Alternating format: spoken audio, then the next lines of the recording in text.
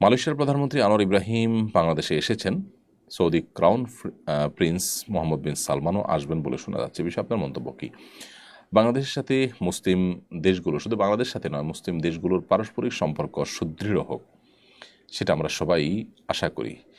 এবং এটি বিশ্ব শান্তির জন্য যেমন প্রয়োজন, বিশেষ করে মুসলিমদের পারস্পরিক যে স্বার্থ সংশ্লিষ্ট বিষয়গুলো আছে সেগুলোর জন্য খুব বেশি গুরুত্বপূর্ণ।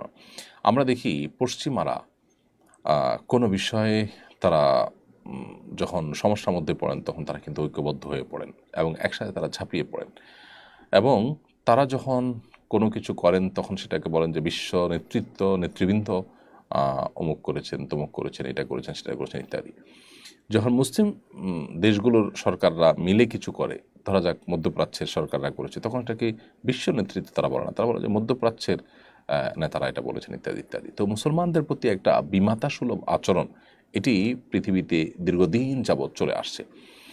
এমত অবস্থায় মুসলিম দেশগুলোর বা মুসলিম প্রধান দেশগুলোর পারস্পরিক সম্পর্ক সুদৃঢ় হওয়া দরকার।